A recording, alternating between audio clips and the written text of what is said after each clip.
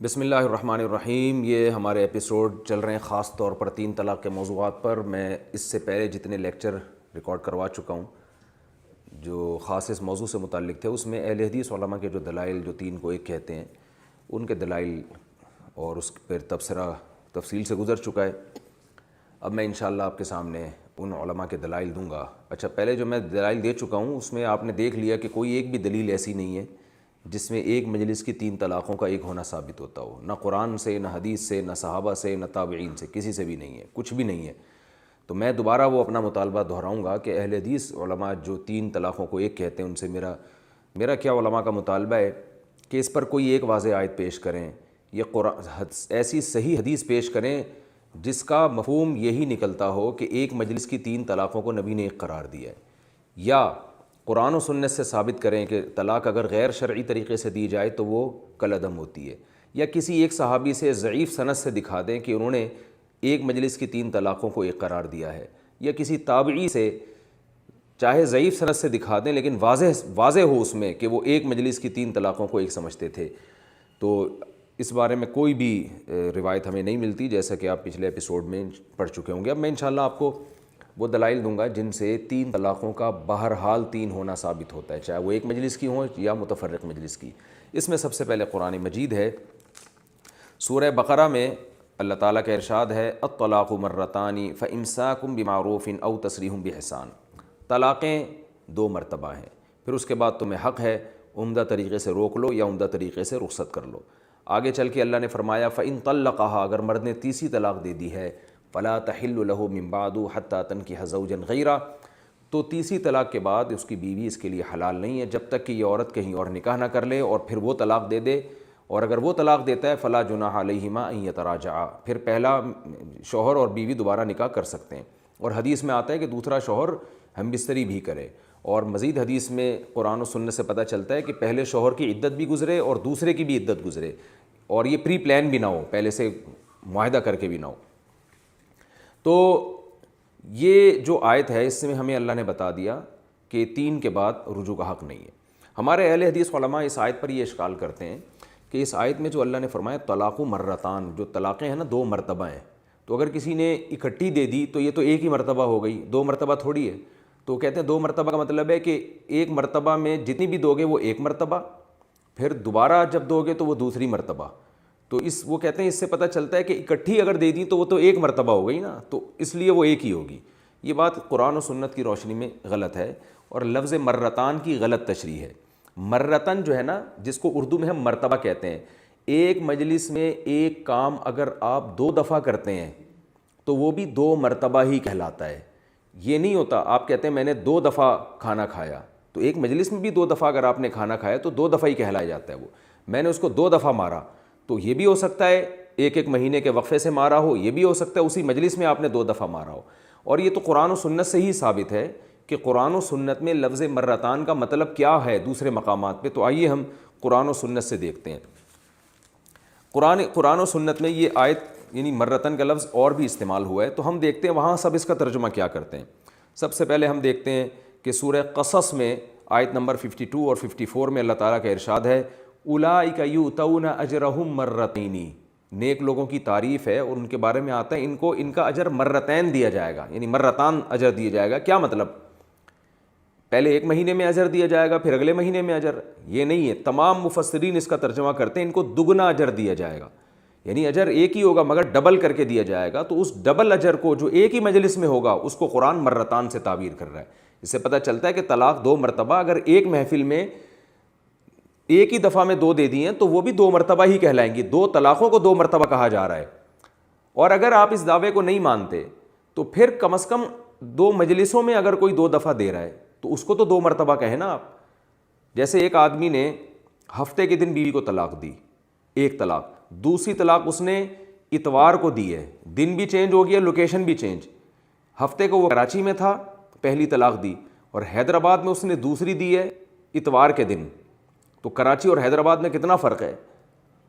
تو ایسی صورت میں تو پھر آپ مانیں کہ وہ 2 طلاقیں ہوں گی، لیکن آپ اس کو بھی ایک ہی کہہ رہے ہو۔ تو اس کا مطلب آپ خود مرتان کو مرتن جو ترجمہ آپ کر رہے ہو آپ خود اس پر عمل نہیں کر رہے۔ تو اس سے صاف پتہ چلتا ہے کہ مرتان کا مطلب ایک ہی طلاق جو 2 مرتبہ ہو، یعنی دگنی طلاقوں کو اللہ نے مرتان سے تعبیر کی ہے. جیسے کہ حدیث میں آتا ہے انشق القمر مرتین علی عہد رسول اللہ صلی اللہ علیہ وسلم، کہ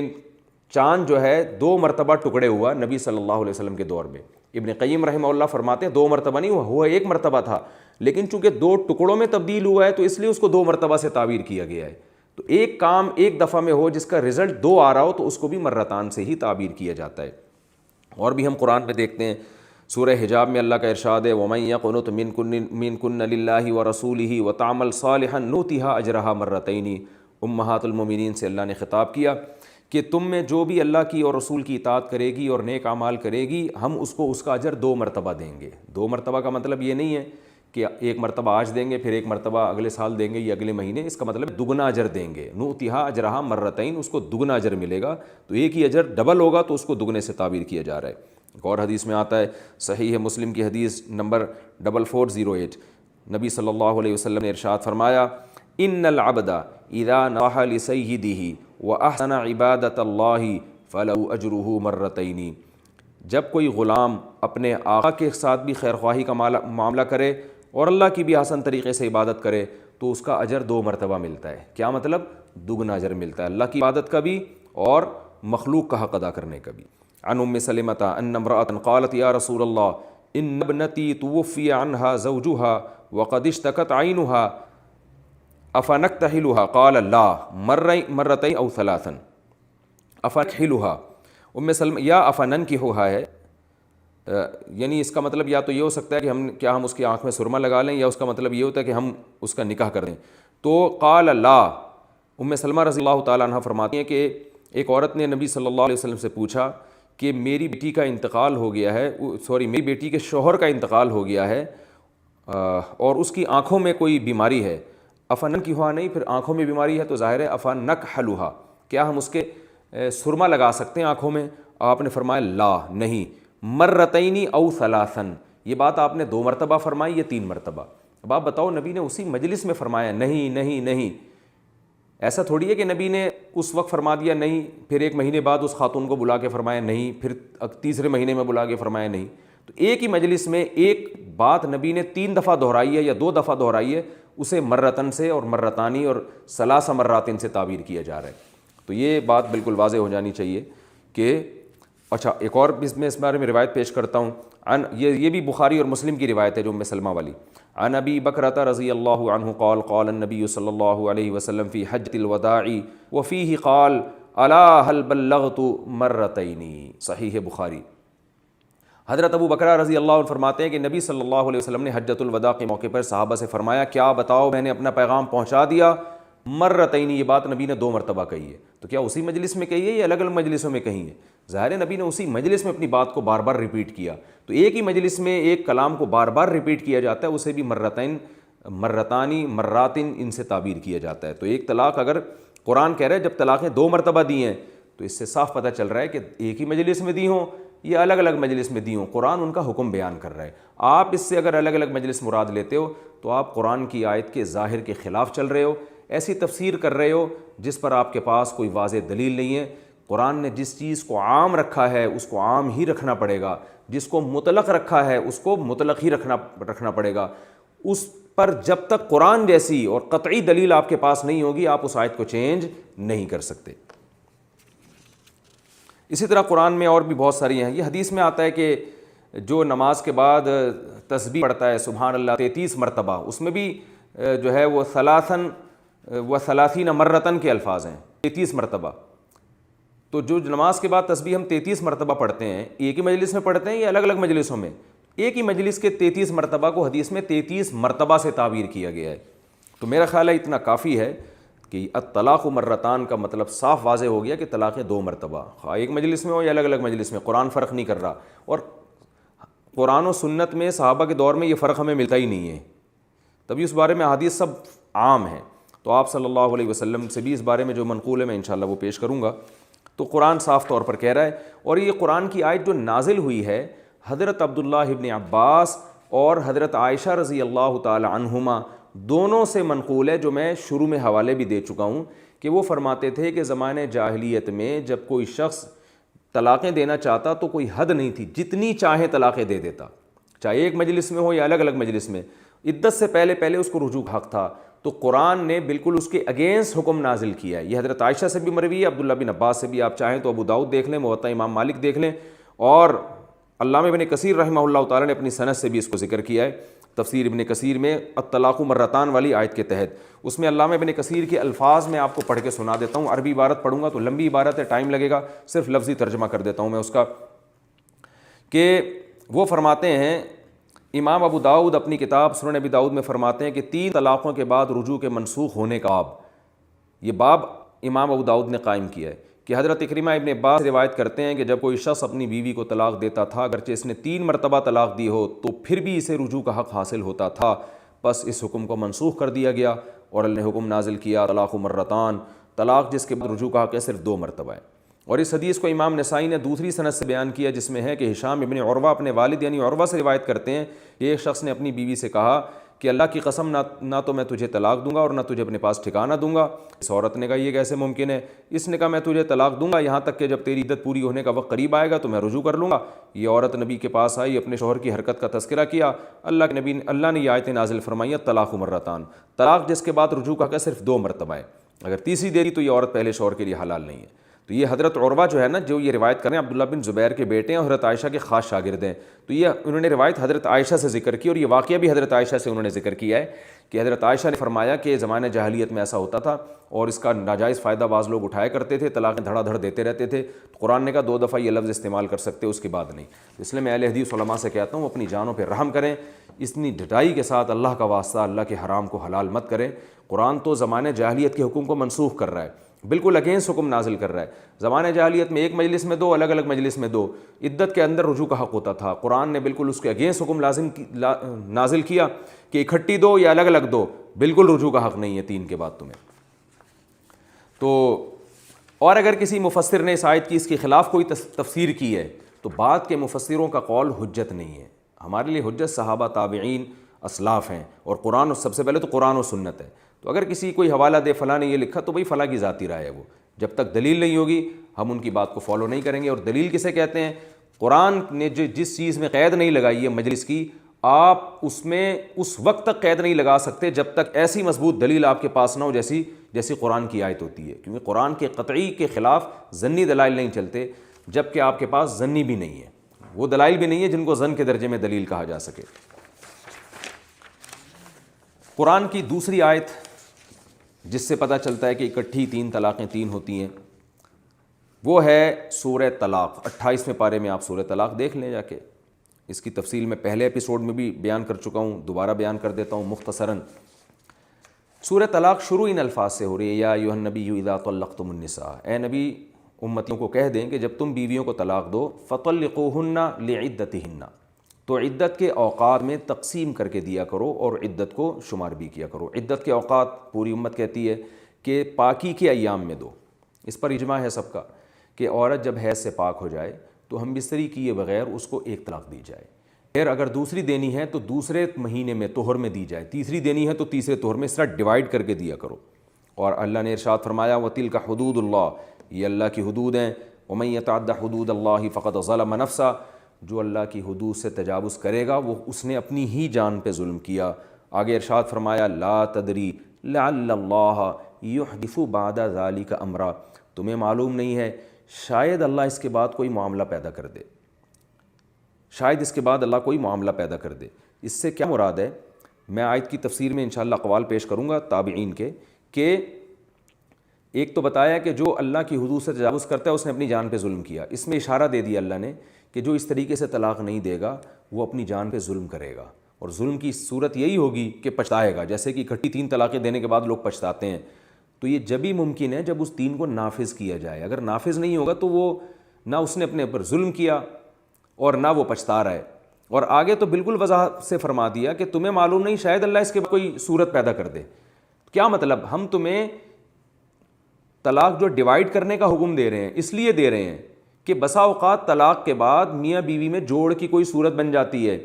تو اکٹھی دو گے تو یہ صورت نہیں بنے گی، اس لیے ہم تمہیں ڈیوائڈ کر کے حکم دے رہے ہیں کہ کیا پتہ شاید کچھ بعد میں کوئی، ابھی تو تم چھوڑنا چاہ رہے ہو لیکن ہو سکتا ہے نیت بدل جائے تمہاری۔ یہی تفسیر اس کی جو ہے وہ تابعین اور صحابہ سے منقول ہے، میں پیش کروں گا انشاءاللہ۔ ذالک یوعظ بہ، اللہ فرماتے ہیں یہ وہ باتیں ہیں جن کے ذریعے نصیحت کی جا رہی ہے، من کان یؤمن باللہ والیوم الآخر، جو اللہ اور آخرت پر ایمان رکھتا ہے، ومن یتق اللہ یجعل لہ مخرجا، اور جو اللہ سے ڈرتا ہے اللہ اس کے لیے مصیبت سے نکلنے کا راستہ رکھتا ہے۔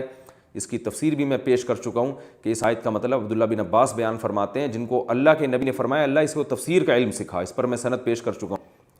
انہوں نے اس کی تفسیر کی کہ جو اللہ سے ڈرتا ہے، یعنی آیت کے جو ماقبل حصہ ہے نا اسے دیکھ کے فرمایا کہ جو اللہ کے بتائے ہوئے طریقے کے مطابق طلاق دیتا ہے اللہ اس کے لیے مصیبت سے نکلنے کا راستہ رکھتے ہیں۔ صاف پتہ چلتا ہے کہ جس نے اللہ کے بتائے ہوئے طریقے کے مطابق طلاق نہیں دی اور اکٹھی 3 دے دیں، اللہ اب اس کے لیے مصیبت سے نکلنے کا راستہ نہیں رکھتے۔ تو یاد رکھیں جب اللہ نے راستہ نہیں رکھا تو کسی مفتی کو یہ ہمت نہیں ہونی چاہیے کہ وہ طلاق دینے والے کے آنسوؤں سے پہ ترس کھا کے اس کے لیے مصیبت سے نکلنے کا راستہ پیدا کر دے اور کہہ دے کہ یہ ایک طلاق ہوئی ہے۔ تو اتنی واضح آیتوں کے بعد بھی میں کہتا ہوں کہ ٹھیک ہے جن بڑے اکابر سے غلطی ہوئی ہو گئی ان سے، ہم ان کی نیتوں پہ شبہ نہیں کرتے، لیکن آپ خدا را ہوش نہ کھول لیں۔ ایک حلال ایک حرام فرض کو آپ کس جرت اور دلیری کے ساتھ آپ حلال کر رہے ہیں، اور کتنی دیکھیں گے طلاق کے احکام قرآن میں جہاں بھی بیان کیے ہیں نا اس میں اللہ نے یہ بھی فرمایا لا تتخذوا آیات اللہ ہزوا، اللہ کے ان احکام کو مذاق نہ بناؤ، تمسخر نہ بناؤ، ان کو سنجیدگی سے لو۔ تو آپ کیسے یعنی کہ کبھی یہ فتویٰ کبھی وہ فتویٰ، کبھی سعودی عرب کی عدالتوں میں عجیب کام ہو رہا ہے، عدالت یہ فتویٰ دے رہی ہے کہ 3 ہوتی ہیں، بعض مفتی یہ فتویٰ دے رہے ہیں کہ 3 1 ہوتی ہے، ایک تماشا بن گیا طلاق کے حکام۔ تو عدالت جو ہے نا وہ خود کہہ دیتی ہے کہ جاؤ مفتیوں سے جا کے فتویٰ لے لو، کورٹ کا فیصلہ الگ ہے، چند مفتیان کرام کا فیصلہ الگ ہے۔ تو یہی تو ہے طلاق کے حکام کو مذاق بنانا، میں سمجھتا ہوں۔ تو اس سے اس جرت اور دلیری سے بچنا چاہیے، اتنی واضح احکام ہیں۔ تو اس بارے میں جو ہم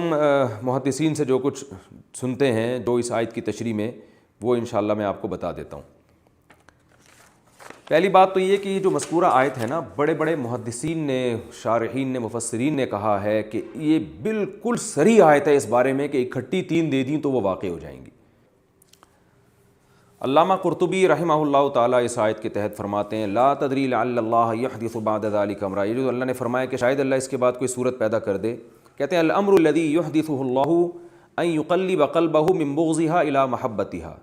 وہ امر جو اللہ پیدا کرے گا وہ یہ ہے کہ اللہ شوہر کے دل میں عورت کی نفرت کے بعد محبت پیدا کر دے گا۔ ومن الرغبۃ عنها الی الرغبۃ فیہا، پہلے شوہر اس سے ہٹ رہا تھا، اب شوہر کے دل اس کی طرف مائل ہونا شروع ہو جائے گا۔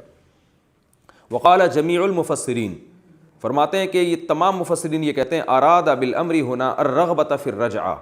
تمام مفسرین اس آیت کی یہ تفسیر کرتے ہیں کہ اللہ نے جو فرمایا کہ 3 اکٹھی نہ دیا کرو، غیر شرعی نہ دیا کرو، شاید اللہ اس معاملے میں کوئی صورت پیدا کر دے تو اس صورت سے مراد کیا ہے الرغبۃ فی الرجعہ، تمہارے دل میں رجوع کی رغبت پیدا کر دے گا۔ تو ومن القول التحریض علی طلاق الواحدۃ والنہی عن الثلاث، اور اس میں ایک طلاق دینے کی ترغیب ہے کہ اگر دینی ہو تو صرف 1 دینا ہے اور 3 سے روکا گیا ہے۔ تو اس سے فرماتے ہیں، اور حقیقت یہ کہ اس آیت کا اس کے علاوہ کچھ مطلب بنتا نہیں ہے، اگر ہے تو ہمیں بتایا جائے کہ اس کا آیت کا اور کیا مطلب بنتا ہے۔ پھر وہ آگے چلتے ہیں ہم، آگے اللہ تعالیٰ کا ارشاد ہے جو اللہ کی حدود سے تجاوز کرتا ہے تو اس نے اپنے اوپر ظلم کیا۔ علامہ ابن عبد البر رحمہ اللہ تعالیٰ فرماتے ہیں وقد احتج قوم من اہل العلم فی ان الطلاق فی الحیض لازم لقول اللہ عز وجل ومن یتعد حدود اللہ فقد ظلم نفسہ یقول عصا ربہ وفارق امرأتہ، یہ جو قرآن میں آتا ہے کہ جس نے اللہ کی حدود سے تجاوز کی، اپنی جان پہ ظلم کیا، مشہور مفسر علامہ ابن عبد البر فرماتے ہیں کہ اہل علم کی ایک بڑی جماعت نے اس سے استدلال کیا ہے کہ ناجائز طلاق بھی واقع ہو جاتی ہے، کیونکہ قرآن کہہ رہا ہے جو اللہ کی حدود سے تجاوز کرتا ہے وہ اپنے اوپر ظلم کرتا ہے، تو ظلم ایسے کرتا ہے کہ اس نے اللہ کی نافرمانی کی اور بیوی اس سے جدا ہو گئی، تو اپنا ہی گھر برباد کر کے اس نے اپنا ہی نقصان کیا ہے۔ لوگ اس پہ کہتے ہیں اس میں تو بیوی کا نقصان زیادہ ہے، تو بیوی کا دنیاوی نقصان ہے، اور وہ بھی کیوں ہو رہا ہے اس کی وجوہات بھی میں دوسرے مواقع پر بیان کر چکا ہوں۔ اصل میں اس میں بنیادی مقصد ہے شوہر کو نقصان پہنچانا۔ عورت کو کیوں نقصان ہوتا ہے؟ وہ ہمارے معاشرے کی خرابی ہے کہ طلاق یافتہ عورتوں کی دوبارہ شادی نہیں ہوتی۔ صحابہ کے دور میں یہ نقصان نہیں ہوتا تھا، ادھر طلاق ہوئی ادھر فوراً رشتے آنا شروع ہو جاتے تھے، قرآن نے ان کو روکا کہ عدت کے دوران رشتے نہ بھیجو، تو یہ ہمارے معاشرے کی خرابی ہے، اس وجہ سے ہو رہا ہے، یہ قرآن و سنت کی خرابی نہیں ہے۔ علامہ نووی رحمہ اللہ تعالیٰ صحیح مسلم کے مشہور شارح ہیں، جن کی سب سے زیادہ مسلم کی شرح انہی کی پڑھی گئی ہے پوری دنیا میں، عرب و عجم میں، ان کا بڑا نام ہے. وہ فرماتے ہیں واحتج الجمہور بقولہ ومن یتعد حدود اللہ فقد ظلم نفسہ لا تدری لعل اللہ یحدث بعد ذلک امرا. فرماتے ہیں جمہور علماء نے اس آیت سے استدلال کیا ہے 3 طلاقوں کے 3 ہونے پر. اور جمہور اس لیے کہہ رہے ہیں کہ علامہ نووی کے دور میں مسئلہ اختلافی تھا، لیکن حقیقت ہے کہ صحابہ کے دور میں اختلافی نہیں تھا، اس لیے یہ اجماعی مسئلہ ہے. جن علماء نے اس کو جمہور کا موقف قرار دیا وہ اس اپنے زمانے کے لحاظ سے، لیکن صحابہ کے دور میں اجماع تھا، تابعین کے دور میں اجماع تھا. جب ایک مسئلہ مرتبہ کسی مسئلے پر اجماع ہو جائے تو پھر اس کی مخالفت جائز نہیں ہوتی. فرماتے ہیں اس آیت سے استدلال کیا ہے کہ 3 ہوتی ہیں، اور دلیل یہ ہے کہ جو اللہ کی حدود سے تجاوز کرتا ہے اس نے اپنی جان پہ ظلم کیا، تو میں معلوم نہیں کہ اللہ تعالیٰ اس کے بعد کوئی معاملہ پیدا کر دے. تو فرماتے ہیں اس آیت کی تفسیر میں اس کا مطلب یہ ہے ان المطلق قد يحدث له ندم فلا يمكنه تداركه لوقوع البينونہ، کہ طلاق دینے والا بسا اوقات اس کو ندامت ہوتی ہے لیکن طلاق واقع ہونے کی وجہ سے اس کی ندامت کی تلافی نہیں ہو سکتی. آگے علامہ نووی فرماتے ہیں فلو كانت الثلاث لا تقع لم يقع طلاقه هذا الا رجعيا فلا يندم. اگر یہ 3 طلاقیں واقعی نہ ہوتی تو اس کی طلاق تو صرف ایک رجعی ہوتی، تو اس کو ندامت کی ضرورت کیا تھی. تو یہ تشریح سب یہی تشریح کر رہے ہیں اس کی، اور حقیقت یہ ہے کہ اس کے علاوہ کوئی اور تشریح اس کی بنتی نہیں ہے. آگے الفاظ ہیں وَمَن يَتَّقِ اللَّهَ يَجْعَل لَّهُ مَخْرَجًا، جو تقوی اختیار کرتا ہے اللہ اس کے لیے مصیبت سے نکلنے کا راستہ رکھتے ہیں. تو اس کا بھی یہی مطلب بیان کیا جاتا ہے کہ جو شریعت کے مطابق طلاق دے گا اس کے لیے تو مصیبت سے نکلنے کا راستہ ہے، جو غیر شرعی طریقے سے دے گا اس کے لیے کوئی مصیبت سے نکلنے کا راستہ نہیں ہے. اور وہ عبداللہ ابن عباس رضی اللہ تعالیٰ عنہ کا فتویٰ ہے جو میں پڑھ کے سناتا ہوں، وہ اس آیت کا یہی مطلب لیا کرتے تھے. اور عبداللہ بن عباس کے بارے میں نبی نے فرمایا اللہم فقہہ فی الدین علمہ التاویل، اے اللہ اس کو دین میں سمجھ عطا فرما اور اس کو قرآن کی تفسیر کا علم سکھا. تو ان کی کیا تفسیر ہے؟ عن مجاہد قال كنت عند ابن عباس فجاءه رجل فقال انه طلق امرأته ثلاثا قال فسكت حتى ظننت انه رادها اليه ثم قال ينطلق احدكم فيركب الحموق ثم يقول يا ابن عباس يا ابن عباس وان الله قال ومن يتق الله يجعل له مخرجا وانك لم تتق الله فلم اجد لك مخرجا عصيت ربك وبانت من امرأتك وان الله قال يا ايها النبي اذا طلقتم النساء. حضرت یہ ابو داؤد کی حدیث ہے، حدیث نمبر 2197، بخاری مسلم کی شرط پر اس کی یعنی سند ہے، اور اس کو کوئی بھی ضعیف نہیں کہتا. اہل حدیث بھی مانتے ہیں اس حدیث کو کہ صحیح ہے. حضرت مجاہد فرماتے ہیں میں عبداللہ بن عباس کے پاس بیٹھا ہوا تھا، ایک شخص آیا اور اس کہا کہ میں نے 3 طلاقیں دے دی ہیں. حضرت عبداللہ بن عباس خاموش ہو گئے، ہمیں خاموشی کو دیکھ کر لگا شاید یہ لوٹا دیں گے، لیکن پھر عبداللہ بن عباس نے سر اٹھا کر فرمایا تم میں سے ایک شخص نکلتا ہے، حماقت پہ سوار ہوتا ہے، پھر آ کے ابن عباس کے سامنے چیختا ہے اور کہتا ہے اے ابن عباس اے ابن عباس. حالانکہ اللہ تو فرماتے ہیں وَمَن يَتَقِ اللَّهَ يَجْعَل لَّهُ مَخْرَجًا، جو اللہ سے ڈرتا ہے اللہ اس کے لیے مصیبت سے نکلنے کا راستہ رکھتے ہیں. پھر فرمایا اِنَّكَ لَمْ تَتَّقِ اللَّهَ،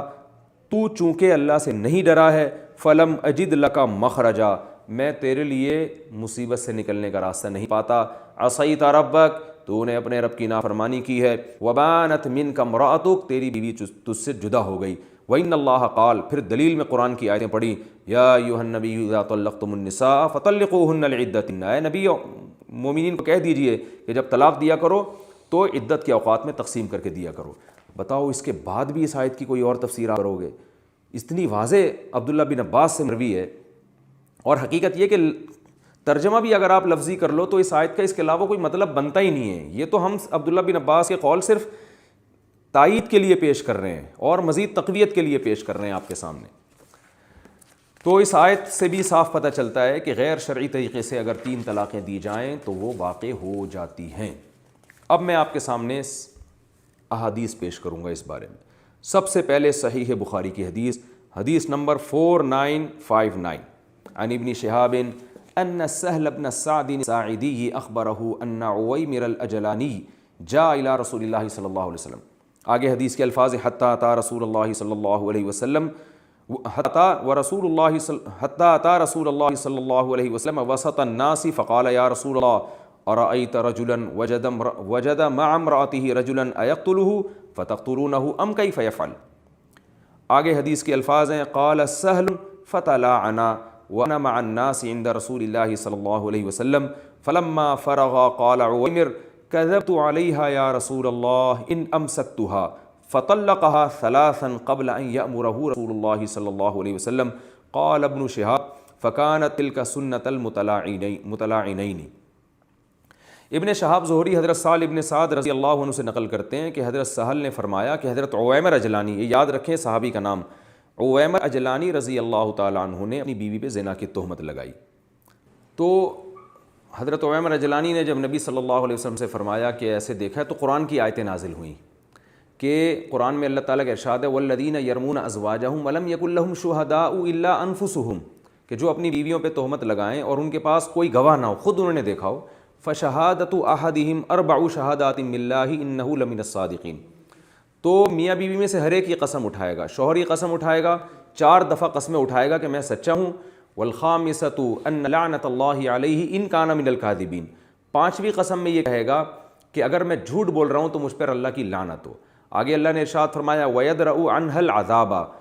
اب ظاہر ہے شوہر نے تو قسمیں اٹھا لی ہیں، اب عورت سے جو حد ہے نا زنا کی وہ کیسے ساقط ہوگی؟ وہ اس طور پر ساقط ہوگی اگر عورت بھی 5 قسمیں اٹھا لے، اور وہ کیا الفاظ ہوں گے؟ قرآن کہہ رہا ہے ان وَيَدْرَأُ عَنْهَا الْعَذَابَ أَن تَشْهَدَ 4 شَهَادَاتٍ بِاللَّهِ إِنَّهُ لَمِنَ الْكَاذِبِينَ، وہ اپنے شوہر کے بارے میں کہے 4 دفعہ قسم اٹھا کے کہ میرا شوہر مجھ پہ جھوٹی تہمت لگا رہا ہے، والخامسۃ، اور 5ویں دفعہ یہ کہے ان غضب اللہ علیہا، کہ مجھ پر اللہ کا غضب ہوگا، ان کان من الصادقین، اگر میرا شوہر سچ بول رہا ہے۔ تو اس عمل کو لعان کہا جاتا ہے کہ شوہر نے بیوی پہ تہمت لگائی، شوہر کے پاس گواہ نہیں ہے، لیکن وہ عدالت میں جا کے کہتا ہے کہ میں نے اپنی بیوی کو زنا کرتے ہوئے دیکھا ہے، عدالت اس سے 4 گواہ مانگے گی، گواہ نہیں ہے تو عدالت کہے گی پھر 5 قسمیں اٹھاؤ، اس طرح سے نئی قسم اٹھاتا تو پھر اس پہ جھوٹی تہمت کی سزا جاری ہوگی شوہر کے اوپر، اس کو کوڑے مارے جائیں گے، اور اگر قسم اٹھا لیتا ہے تو شوہر بری ہو گیا، لیکن اب بیوی کو کہا جائے گا کہ آپ کو رجم کیا جائے گا، آپ قسمیں اٹھاؤ یا اقرار کرو آپ کہ میں نے زنا کیا، اقرار کر لے گی تو پتھروں سے مار کے ہلاک کیا جائے گا، جس کو رجم کہتے ہیں، اقرار نہیں کرتی تو پھر قسم اٹھائی جائے گی، اس کو بند کیا جائے گا جب تک کہ وہ قسمیں نہیں اٹھا لیتی، اور وہ قسمیں کیا ہیں جو قرآن نے بیان کی ہیں، جو میں نے آپ کے سامنے پیش کر دی۔ مرد بھی قسم اٹھا لے، عورت بھی قسم اٹھا لے، تو اس عمل کو کہا جاتا ہے لعان، یعنی ایک دوسرے پر گویا وہ لعنت کر رہے ہیں اپنے اوپر کہ میں جھوٹ بول رہا ہوں تو لعنت، اور وہ کہہ رہی ہے میں جھوٹ بول رہی ہوں تو مجھ پر غضب، تو اس عمل کو لعان کہا جاتا ہے۔ ہوتا یہ ہے کہ جب نبی صلی اللہ علیہ وسلم سے اس بارے میں ہمیں 2 واقعات ملتے ہیں کہ جب بھی لعان ہوگا، لعان، تو اسلام یہ کہتا ہے کہ میاں بیوی اکٹھے نہیں رہ سکتے جب تک کہ اپنی بات سے رجوع نہیں کر لیتے، وہ تو یہ دونوں اکٹھے نہیں رہ سکتے۔ اب تو یہ واقعہ ہوا ہے کہ حضرت عویمر اجلانی رضی اللہ تعالی عنہ نبی صلی اللہ علیہ وسلم کے پاس آئے اور بتایا میں نے اپنی بیوی کو زنا کرتے ہوئے دیکھا، آپ نے فرمایا کہ اللہ نے اس بارے میں آیتیں نازل کی ہیں، تو ان کی بیوی کو بھی لایا گیا، ان کو بھی لایا گیا، تو انہوں نے پھر قسمیں اٹھائیں اسی طرح سے جیسے سورہ نور میں ہے، ان کی بیوی نے بھی قسمیں اٹھا لیں۔ تو جب قسمیں اٹھائیں ان کی بیوی نے، تو حضرت عویمر اجلانی رضی اللہ تعالیٰ عنہ نے فرمایا، صحیح بخاری کی حدیث، کذبت علیہا ان امسکتھا،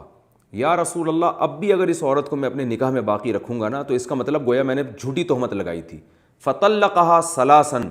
قبل ان یامرہ النبی، ابھی نبی نے ان کو کچھ حکم نہیں دیا تھا، اس سے پہلے ہی انہوں نے 3 طلاقیں دے دی۔ تو اب مجھے ایک بات بتائیے، ہمارے اہل حدیث حضرات اس حدیث میں کہتے ہیں کہ اصل میں حدیث میں تو آتا ہے المطلعنان لا یجتمعان ابدا، لعان کرنے والے کبھی جمع ہو ہی نہیں سکتے، اور ایک حدیث میں آتا ہے رسول اللہ صلی اللہ علیہ وسلم نے میاں بیوی کے درمیان تفریق کرا دی، تو چونکہ نبی کی تفریق سے نکاح تو ٹوٹ ہی چکا تھا، تو حضرت عویمر اجلانی نے اگر اکٹھی 3 بھی دے دیں تو اس سے کچھ نہیں ہوا، تو یہ اس سے یہ ثابت نہیں ہوتا کہ 3 طلاقیں 3 ہوتی ہیں، تو یہ مغالطہ ہے۔ دیکھیے حدیث میں جو آتا ہے نا المطلعنان لا یجتمعان ابدا، 2 لعان کرنے والے کبھی جمع نہیں ہو سکتے، اس میں کہیں بھی نہیں ہے کہ لعان کرتے ہی ان کا نکاح ختم ہو جاتا ہے، یہ کہیں بھی نہیں ہے، بلکہ اس کا مطلب ہے وہ نہیں رہ سکتے ساتھ۔ کیا مطلب؟ شوہر کو اب طلاق دینی پڑے گی بیوی کو، شوہر طلاق نہیں دیتا تو قاضی ان کے درمیان نکاح کو ختم کرے گا، کیونکہ اب حدود اللہ پر یہ قائم نہیں رہ سکتے، آپ کھلے عام زنا کی تہمت بھی لگاؤ بیوی کے اوپر پھر اس کے ساتھ بھی رہو، تو یہ وہی ہے کہ حدود پر قائم نہیں رہ سکتے، تو اب شوہر طلاق نہیں دے گا تو پھر قاضی جو ہے ان کے درمیان تفریق کرے گا۔ تو نبی صلی اللہ علیہ وسلم نے ان کے درمیان تفریق کی، مگر ان کے درمیان نہیں، وہ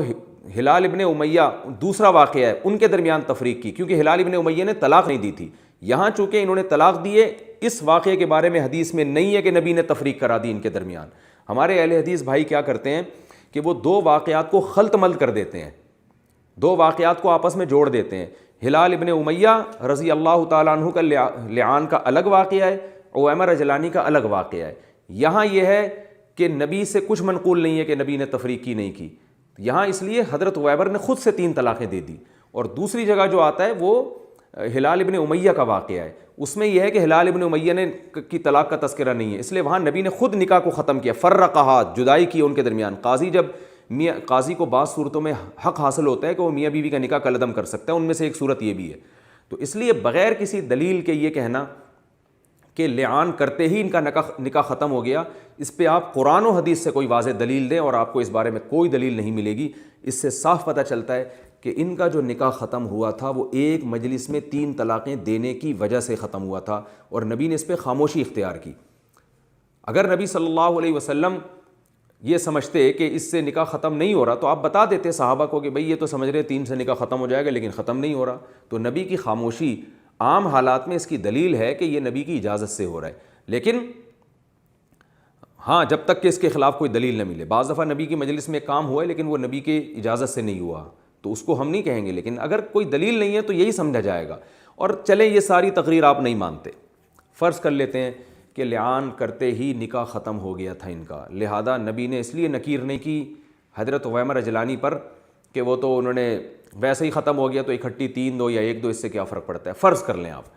اور نکاح اصل میں لعان سے ہی ختم ہوا ہے اور یہ تو بعد میں ایسی معاذ اللہ کوئی ہوائی فائرنگ تھی ہے, فرض کر لیں. لیکن مجھے یہ بات بتائیں کہ حضرت عویمر اجلانی کے جو الفاظ ہیں وہ یہ ہیں کہ کذبت علیہا ان امسکتھا, کہ یا رسول اللہ اگر میں اس عورت کو اپنے نکاح میں اب بھی باقی رکھوں گا نا تو اس کا مطلب میں نے اس پہ جھوٹی تہمت لگائی تھی. یہ کہا اور کھڑے کھڑے انہیں 3 طلاقیں دی ہیں. اس سے صاف پتہ چلتا ہے کہ حضرت عویمر اجلانی یہ سمجھتے تھے کہ نکاح سے نکالنے کے لیے مجھے 3 دینی پڑیں گی, 1 یا 2 سے میری بیوی نکاح سے نہیں نکلے گی. اگر ان کا یہ خیال ہوتا کہ جیسے عبداللہ بن عباس سے صحیح مسلم مروی ہے کہ نبی کے دور میں 3 طلاقیں ایک شمار ہوتی تھیں, تو اگر یہ مطلب ہوتا تو حضرت عویمر اجلانی بھی یہ سمجھ رہے ہوتے کہ نبی کے دور میں نبی کی موجودگی میں اور بہت سارے صحابہ کی موجودگی میں میری 3 طلاقیں ایک ہی شمار ہوں گی, تو وہ پھر 3 کیوں دیتے اور وہ یہ کیوں کہتے کہ میں اس کو اپنے نکاح سے نکالنا چاہتا ہوں. اس سے صاف پتہ چلتا ہے کہ نبی کے دور میں, نبی کی موجودگی میں, صحابہ کی موجودگی میں, اور حضرت عویمر اجلانی جیسے صحابی یہ خود سمجھ رہے ہیں کہ مجھے اپنے نکاح سے اپنی بیوی کو نکالنے کے لیے 3 دینی پڑیں گی. تو اس سے وہ جانتے تھے, مانتے تھے کہ 3 ہوتی ہیں, 1 نہیں ہوتی.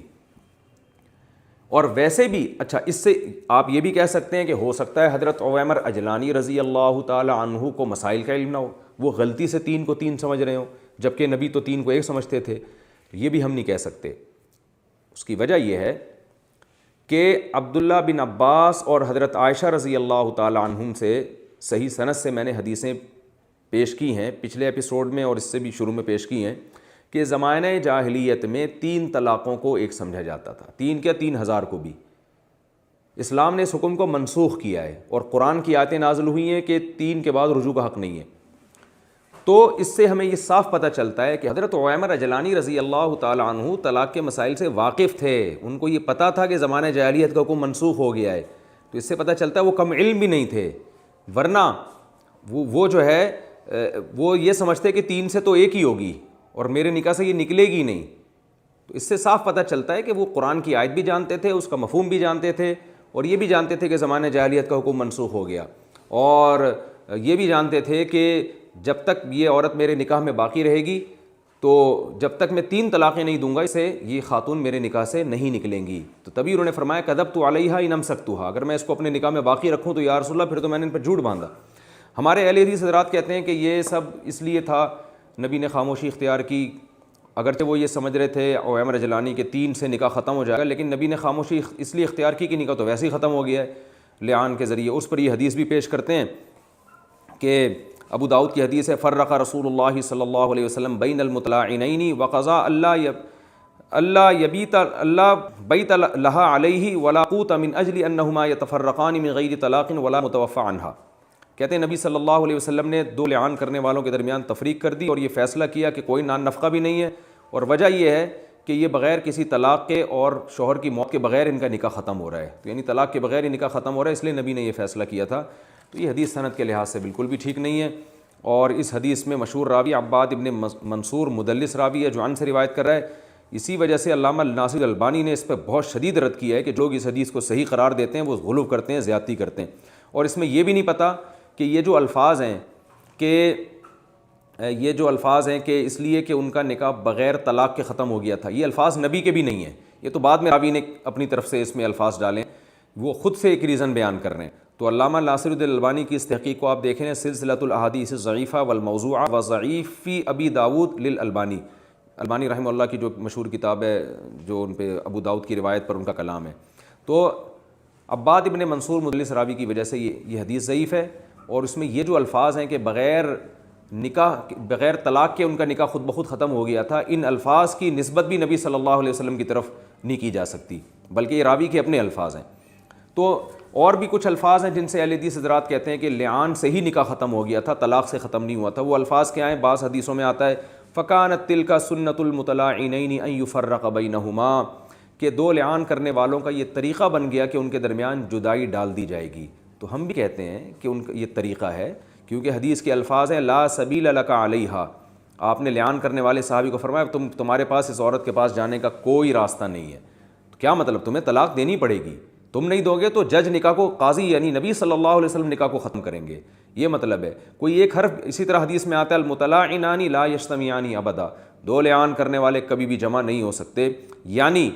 یا تو شوہر کو طلاق، کیونکہ نکاح ختم کرنے کے لیے خاتمے کی کوئی دلیل ہونی چاہیے، دلیل یہی ہے کہ شوہر طلاق دے یا قاضی اس کے نکاح کو ختم کرے۔ اور یہ جو حدیث کے الفاظ ہیں کہ فَكَانَتْ تِلْكَ سُنَّةُ الْمُتَلَاعِنَيْنِ أَن يُفَرَّقَ بَيْنَهُمَا، کہ دو لعان کرنے والوں کا یہ طریقہ بن گیا کہ ان کے درمیان جدائی ڈالی جائے گی۔ اس کا مطلب خود بخود جدا نہیں ہو جائیں گے، جدائی ڈالی جائے گی ان کے درمیان، ان کو جدا کیا جائے گا۔